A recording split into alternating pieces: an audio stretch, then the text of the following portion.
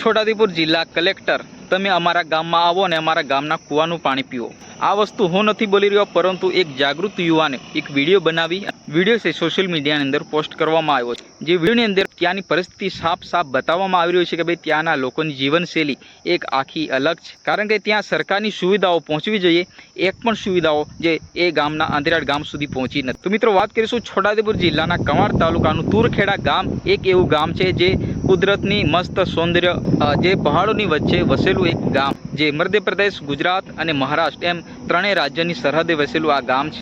ત્યાંથી નર્મદા નદી માત્ર 3 કે 3.5 કિલોમીટર જ દૂર છે। ત્યાંના લોકો પાણી સાચવીને બેઠા છે, પરંતુ એ લોકોને જ પાણી છે એ મળતું નથી। તો મિત્રો ત્યાંના જાગૃત યુવાન દ્વારા એક વિડીયો બનાવવામાં આવ્યો। વિડીયોની અંદર તમામ જે ત્યાંની પરિસ્થિતિ ધ્યાને રાખીને આખી ગ્રામજનો સાથે વાત કરવામાં આવી અને જે સરકારની સુવિધાઓ કઈ કઈ અહીંયા આવી છે અને કઈ સુવિધાઓથી અહીંયા વંચિત કરવામાં આવ્યા છે। તો મિત્રો ત્યાંની પરિસ્થિતિ ક્યાંક એવી છે મિત્રો કે ત્યાં મૂળ વાત તો જે આખી પરિસ્થિતિ જ કંઈક અલગ છે કે ત્યાં ગામમાં જવા માટે પહેલો તો રસ્તો હોવો જોઈએ, રસ્તાની સુવિધાઓ ત્યાં મળવામાં આવી નથી। મૂળ તો ત્યાં રસ્તો સરકારના સુવિધાઓ મૂળ તો મિત્રો એ ગામના લોકોની સમસ્યા એ પડી રહી છે કે એ ગામમાં જવા માટે રસ્તો જ નથી।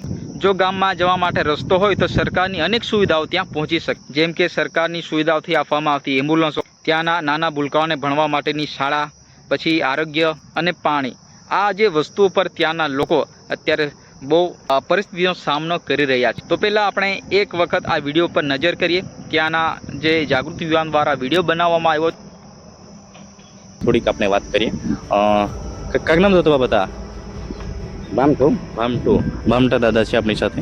તો तुम्हा आई जगह काक समस्या ये आई जगह तुरखेड़ा में आयु खड़ी फड़ी में तुम्हा जीवन जीवन માટે કાક તકલીફ પડની तुम्हा आई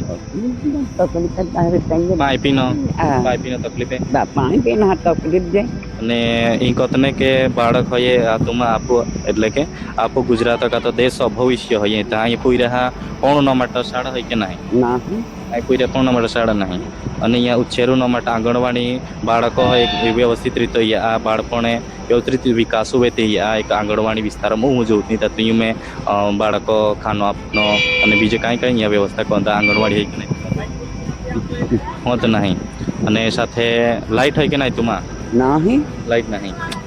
તો આપણી સાથે એક અહીંના એક કાકી છે, તો એમની સાથે આપણે વાત કરવાનો પ્રયત્ન કરીએ। અહીંયા આવું તો રીકવા નહીં તો આવે તો હવે तुम्हा आयु जीवन जीवन માટે तुम्हा કાક તકલીફ તમારી જગ્યાએ પાણી તકલીફ કે લાઇટ તકલીફ કે ઉભરે